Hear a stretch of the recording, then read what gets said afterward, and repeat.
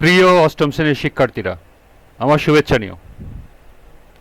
আজকে বিজ্ঞান অনুশীলন বইয়ের তৃতীয় অধ্যায় সবুজ বন্ধুর দ্বিতীয়, তৃতীয় ও চতুর্থ সেশন থেকে বিভিন্ন প্রশ্ন ও ছকের সমাধান করে দেব।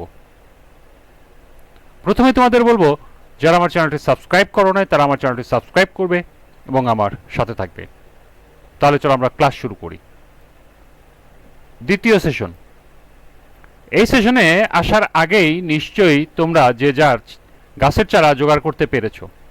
এবার এই গাছগুলো যত্ন করে বড় করার পালা। সেজন্য তোমাদের স্কুলে যিনি গাছের পরিচর্যা করেন তার সাহায্য নিতে পারো, কিংবা তোমাদের স্কুলে এমন কেউ না থাকলে স্থানীয় নার্সারিতে কাজ করেন কিংবা এই কাজের অভিজ্ঞতা আছেন এমন অভিভাবক বা বড় ক্লাসের কারোর সাহায্য নিতে পারো। সপ্তম শ্রেণীতে তোমাদের গাছের পরিচর্যা নিয়ে কিছুটা অভিজ্ঞতা তো হয়েছেই। শিক্ষকের গাছটি রোপণ করতে সবাই সাহায্য করো, আর এর মাধ্যমে সবাই গাছ রোপণ করার প্রাথমিক ধারণা নিয়ে নাও। বাড়িতে গিয়ে সবাইকে তো নিজের গাছের চারাটি রোপণ করতে হবে। তোমাদের এই নতুন সবুজ বন্ধুকে ভালো রাখতে কিভাবে পরিচর্যা করতে হবে তা অভিজ্ঞ পরিচর্যাকারীর কাছ থেকে জেনে নাও। এরপর দেখো, একটা বাড়ির কাজ আছে। আজ বাড়ি ফিরে গাছ রোপণ করতে গিয়ে তোমার কি অভিজ্ঞতা হলো তা নিচে ফাঁকা জায়গায় লিখে রাখো। অর্থাৎ তুমি যে গাছটা রোপণ করেছো, এই রোপণ করতে গিয়ে তোমার কি অভিজ্ঞতা হয়েছে সে অভিজ্ঞতাটা এখানে লিখতে হবে। তো চলো এখন আমরা এটির সমাধানটি দেখে নিই।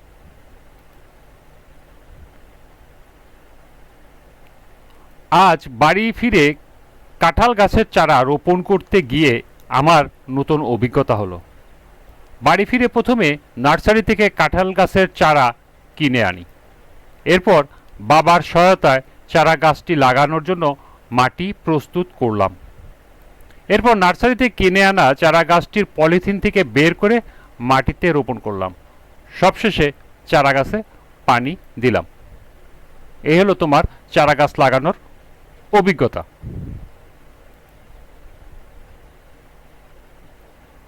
এরপর তৃতীয় ও চতুর্থ সেশন। তোমাদের সবুজ বন্ধু প্রিয় গাছ এখন প্রতিদিন একটু একটু করে বেড়ে উঠবে, ঠিক যেভাবে তোমরাও জন্মের পর থেকে একটু একটু করে বেড়ে উঠেছ।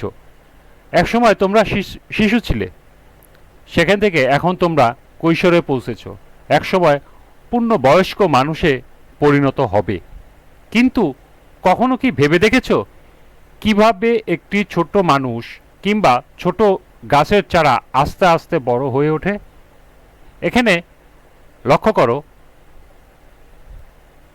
কিভাবে একটি ছোট মানুষ কিংবা গাছের চারা আস্তে আস্তে বড় হয়ে ওঠে। এখানে একটি প্রশ্ন দেওয়া আছে।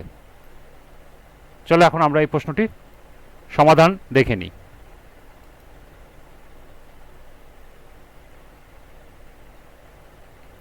এর উত্তর হবে হ্যাঁ, ভেবে দেখেছি। প্রতিটি জীবদেহ কোষ দিয়ে তৈরি, অর্থাৎ কোষ হলো জীবদেহের গঠনের একক। এককোষী জীব ছাড়া অন্য সকল জীবদেহ অসংখ্য কোষ দিয়ে তৈরি। যে শারীরবৃত্তীয় প্রক্রিয়ায় একটি থেকে একাধিক কোষ তৈরি হয় তাকে কোষ বিভাজন বলে। কোষ বিভাজন একটি স্বাভাবিক ও গুরুত্বপূর্ণ প্রক্রিয়া। মানুষ কিংবা বিশাল তিমি বা বটগাছ প্রত্যেকটি জীবেরই সূচনা হয় একটি মাত্র কোষ থেকে। কোষ বিভাজনের মাধ্যমে একটি কোষ বিভাজিত হয়ে অসংখ্য কোষ তৈরির মাধ্যমে একটি পূর্ণাঙ্গ জীবে পরিণত হয়। আর এভাবেই একটা ছোট মানুষ কিংবা ছোট গাছের চারা আস্তে আস্তে বড় হয়ে ওঠে। তাহলে এই ছিল এই প্রশ্নের সমাধান। তোমরা সপ্তম শ্রেণীতে দেহের কোষ সম্পর্কে জেনেছ। উদ্ভিদ বা প্রাণী কোষের গঠন, সাদৃশ্য, বৈসাদৃশ্য সবই জেনেছ।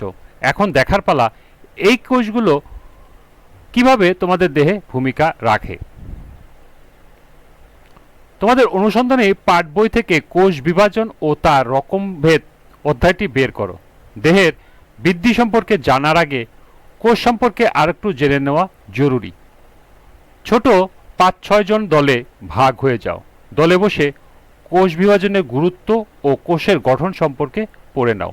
এখানে দেখো, লক্ষ্য করো, দলে বসে কোষ বিভাজনের গুরুত্ব ও কোষের গঠন সম্পর্কে পড়ে নাও, অর্থাৎ এখানে তোমাদের এটা পড়তে বলছে, অর্থাৎ এই সম্পর্কে তোমাদের একটা প্রশ্ন দেওয়া আছে। তাহলে চলো আমরা এই সম্পর্কে এটার সমাধানটি দেখে নিই।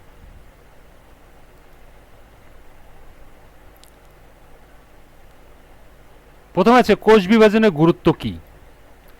জীবদেহে কোষ বিভাজনের গুরুত্বপূর্ণ ভূমিকা পালন করে থাকে। যেমন, 1. কোষ বিভাজনের কারণে প্রতিটি কোষে নিউক্লিয়াস ও সাইটোপ্লাজমের মধ্যকার আয়তন ও পরিমাণগত ভারসাম্য রক্ষিত হয়। 2. জীবদেহের দৈহিক বৃদ্ধি, জনন ও পরিস্ফুটনের জন্য কোষ বিভাজন প্রয়োজন। 3. সকল প্রকার কোষ তার পূর্ববর্তী কোষ থেকে বিভাজনের মাধ্যমে সৃষ্টি হয়। 4. জীবদেহে আঘাতপ্রাপ্ত হলে বা ক্ষতিগ্রস্ত হলে তা সারিয়ে নিতেও কোষ বিভাজনের গুরুত্বপূর্ণ ভূমিকা পালন করে। 5. জননকোষ কোষ বিভাজনে জীবদেহের বংশবৃদ্ধির জন্য অন্যতম মাধ্যম। 6. কোষ বিভাজন প্রক্রিয়ায় তৈরি অপত্য কোষে ক্রোমোজোমের সংখ্যা ও গুণাগুণ একই রকম থাকায় জীবদেহের সংখ্যা সুশৃঙ্খলভাবে হতে পারে। 7. কোষ বিভাজনের ফলে একই ধরনের কোষের উৎপত্তি হওয়ায় জীবজগতের গুণগত বৈশিষ্ট্যর স্থিতিশীলতা বজায় থাকে। 8. জীবের অভিযোজন, অভিব্যক্তি ও বংশ পরম্পরা অব্যাহত রাখতে গুরুত্বপূর্ণ ভূমিকা পালন করে থাকে। এই ছিল কোষ বিভাজনের গুরুত্ব। এরপরে কোষের গঠন উল্লেখ করো।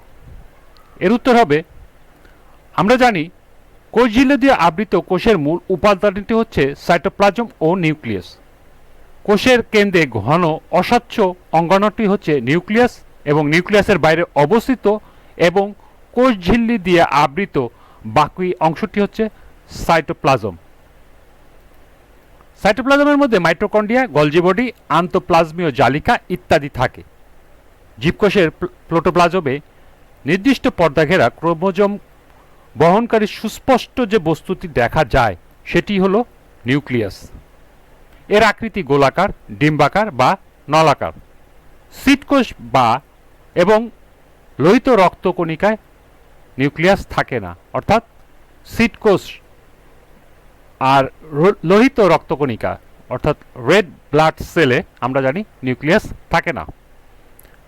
নিউক্লিয়াসে বংশগতির বৈশিষ্ট্য নিহিত থাকে। এটি কোষীয় সংগঠিত বিপাকীয় কার্যাবলী সহ সব ক্রিয়া বিক্রিয়া নিরীক্ষণ করে। নিউক্লিয়াসটি নিউক্লিয়ার ঝিল্লির দ্বারা আবৃত থাকে এবং তার ভিতরে রয়েছে জীবের বংশগতি পদার্থ ডিএনএ দিয়ে তৈরি ক্রোমোজোম। তাহলে এই ছিল কোষের গঠন। এরপরে দেখো, পরপর শিক্ষকের সহযোগিতায় ক্লাসের বাকিদের সাথে আলোচনা করে বোঝার চেষ্টা করো কোষের অভ্যন্তরে নিউক্লিয়াসের ভিতরে ক্রোমোজোমগুলো কিভাবে বিন্যস্ত থাকে। এনে লক্ষ্য করো, আরেকটা প্রশ্ন দেওয়া আছে, কোষের অভ্যন্তরে নিউক্লিয়াসের ভিতরে ক্রোমোজোমগুলো কিভাবে বিন্যস্ত থাকে। তো চলো এখন আমরা এই প্রশ্নটির সমাধান দেখে নিই।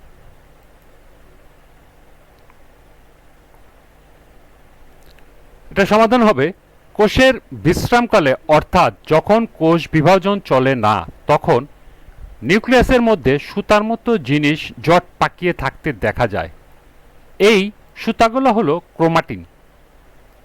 ক্রোমাটিন মূলত ডিএনএ এবং প্রোটিনের সমন্বয়ে গঠিত জটিল কাঠামো। জট পাকিয়ে থাকা এই ক্রোমাটিন তন্তুগুলোকে একসাথে ক্রোমাটিন জালিকা বা নিউক্লিয়ার রেটিকুলাম বলে। সাধারণ অবস্থায় দীর্ঘ ক্রোমোজোম হিস্টোন বা নামে প্রোটিন কণার উপর পেঁচিয়ে ক্রোমাটিন হিসাবে উন্মুক্ত জালিকার মতো থাকে বলে এটি আলাদাভাবে বোঝা যায় না। কোষ বিভাজনের সময় এরা মোটা এবং খাটো হয়, তাই তখন এদের আলাদা আলাদা ক্রোমোজোম হিসাবে দেখা যায়। ক্রোমোজোমে অবস্থিত জিনগুলি বংশগতির গুণাবলী বহন করে এক প্রজন্ম থেকে অন্য প্রজন্ম নিয়ে যায়। তাহলে এই হলো কোষের অভ্যন্তরে নিউক্লিয়াসের ভিতরে ক্রোমোজোমগুলো কিভাবে বিন্যস্ত থাকে তার বিবরণ। এবার কোষে কিভাবে বিভাজিত হয় এবং জীবকোষের বৃদ্ধি ও বংশবৃদ্ধির প্রক্রিয়া কিভাবে চলমান রাখে তা জেনে নেওয়া যাক। অ্যামাইটোসিস, মাইটোসিস ও মিওসিস এই তিনটি প্রক্রিয়ার মাধ্যম সম্পর্কে তোমরা একে একে জানবে। প্রথমে অ্যামাইটোসিস প্রক্রিয়া সম্পর্কে জেনে নাও। লক্ষ্য করো, প্রথমে আমাদেরকে অ্যামাইটোসিস প্রক্রিয়া সম্পর্কে জানতে বলছে। তাহলে চলো আমরা এখন অ্যামাইটোসিস প্রক্রিয়া সম্পর্কে একটু জেনে নিই।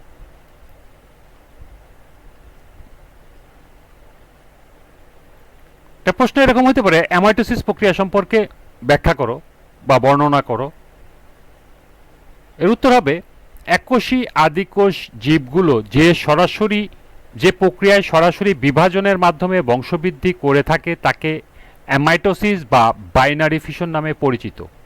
অন্যভাবে বলা যায়, যে কোষ বিভাজন প্রক্রিয়ায় একটি মাতৃকোষের নিউক্লিয়াস ও সাইটোপ্লাজম কোনো জটিল মাধ্যমিক পর্যায়ের ছাড়াই সরাসরি বিভক্ত হয়ে দুটি অপত্য কোষের সৃষ্টি করে তাকে অ্যামাইটোসিস বলে।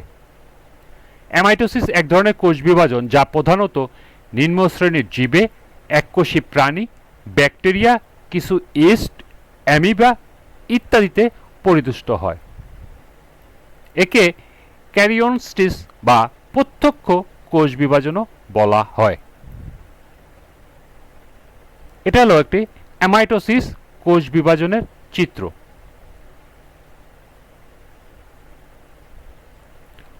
কোষ বিভাজনে কোষটি পরিপক্ক হলে প্রথমে নিউক্লিয়াসের ভিতর ক্রোমোজোমের ডিএনএ প্রতিলিপন হয়। নিউক্লিয়াসটি আকৃতি পরিবর্তন হলে ডাম্বেল আকৃতি ধারণ করে এবং প্রায় মাঝ বরাবর সংকোচন শেষে মাতৃকোষের মূল দীর্ঘাকৃতি নিউক্লিয়াসটি পরস্পরের সঙ্গে বিচ্ছিন্ন হয়ে দুটি অপত্য নিউক্লিয়াসে পরিণত হয়। নিউক্লিয়াসের সঙ্গে সঙ্গে সাইটোপ্লাজমও মাঝ বরাবর সংকুচিত হতে হতে বিচ্ছিন্ন হয়ে দুটি কোষে পরিণত হয়। তাহলে এই ছিল অ্যামাইটোসিস প্রক্রিয়া।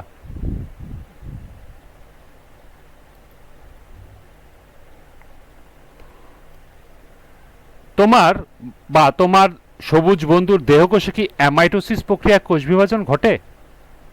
এখানে দেখা একটা প্রশ্ন দেওয়া আছে, তোমার সবুজ বন্ধুর দেহকোষে কি অ্যামাইটোসিস প্রক্রিয়ার কোষ বিভাজন ঘটে? একটু ভেবে নিয়ে দলে আলোচনা করো, যুক্তি সহ তোমার উত্তর নিচে লিখে রাখো। অর্থাৎ এখানে তোমার উত্তরটা লিখে রাখতে হবে। তো চলো এখন আমরা এটার সমাধানটা দেখে নিই। এটার উত্তর হবে, আমরা জানি এককোষী আদিকোষী জীবগুলো যে প্রক্রিয়ায় সরাসরি বিভাজনের মাধ্যমে বংশবৃদ্ধি করে থাকে তাকে অ্যামাইটোসিস বা বাইনারি ফিশন নামে পরিচিত। অ্যামিবা, ব্যাকটেরিয়া এবং নীলাভ সবুজ শৈবাল জাতীয় আদিকোষী জীবে অ্যামাইটোসিস প্রক্রিয়ায় কোষ বিভাজন দেখা যায়। যেহেতু আমি বা আমার বন্ধু সবুজ বন্ধু বহুকোষী জীব, সেহেতু আমি বা আমার সবুজ বন্ধুর দেহকোষে অ্যামাইটোসিস প্রক্রিয়ায় কোষ বিভাজন ঘটে না। তাহলে এই ছিল এই প্রশ্নের সমাধান। আজকের ক্লাসটি এ পর্যন্তই। আগামী ক্লাসে আমরা 47 পৃষ্ঠা থেকে বিভিন্ন প্রশ্ন ও ছকের সমাধান করে দেব। সবাইকে আবারও বলছি, যারা আমার চ্যানেলটি সাবস্ক্রাইব করো নাই তারা আমার চ্যানেলটি সাবস্ক্রাইব করবে এবং আমার সাথে থাকবে। সবাইকে আবারও শুভেচ্ছা জানিয়ে আজকের মতো এখানেই বিদায় নিচ্ছি। আল্লাহ হাফিজ।